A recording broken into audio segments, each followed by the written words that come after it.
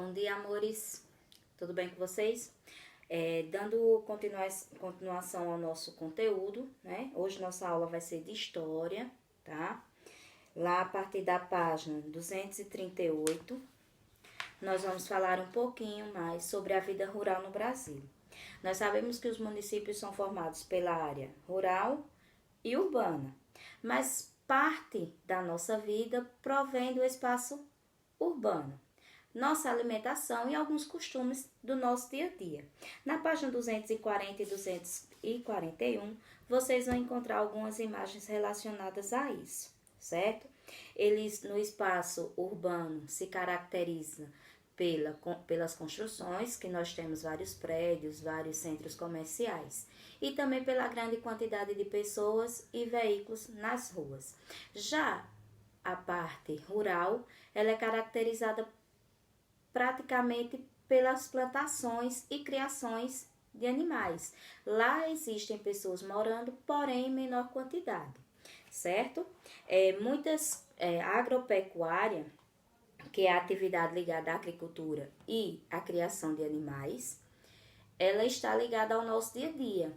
A nossa alimentação, tá? Provém desses lugares, principalmente dos pequenos agricultores. Nós vemos também muito presente em nossas vidas alguns costumes e tradições, como é o caso de alguns alimentos.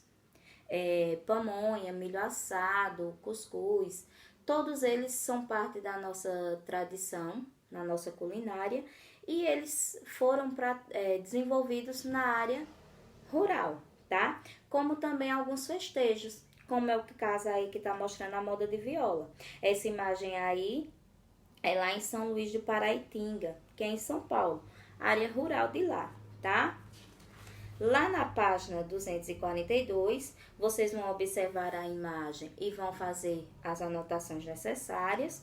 E na 243, nós vamos ver como se iniciou a ocupação das terras.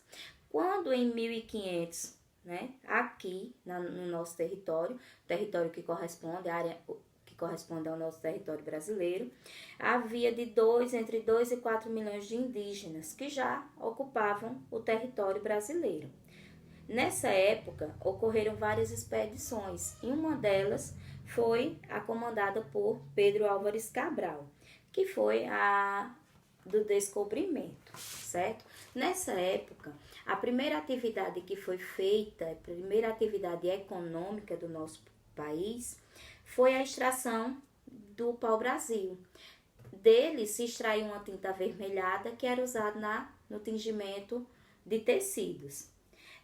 Os índios ficaram, por conhecer a região, eles ficaram responsáveis de fazer essa extração do pau-brasil. Em troca, eles recebiam produtos que eram úteis no dia a dia deles, como algumas ferramentas, certo? E o comércio dessa planta gerou muitos lucros aos portugueses. Com a expansão dessa ocupação, eles passaram a ser escravizados, né? Os portugueses começaram a querer escravizar os indígenas e muitos se rebelaram contra isso e não aceitavam. Como eles tinham conhecimento do território, eles conseguiam fugir com mais facilidade. Foi quando se houve a necessidade de trazer os africanos. Mas isso depois nós vamos ver mais na frente, certo? Quando o Brasil começou a ser colonizado, na página 244, houve várias transformações. Para incentivar a colonização do nosso país e aumentar, né, a ocupação do território, a coroa portuguesa resolveu dividir o nosso país em 15 capitanias. Eles dividiram em 15 lotes e deram o nome que são as capitanias hereditárias.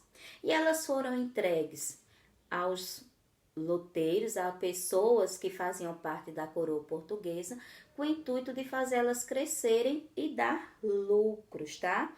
Para povoar o território e também fazer a ocupação total do território. Vocês vão encontrar aí na página 244, falando um pouquinho mais sobre isso, tá? Eles continuaram explorando, umas que teve muitas devastações foi na região da Mata Atlântica, tá lá, certo?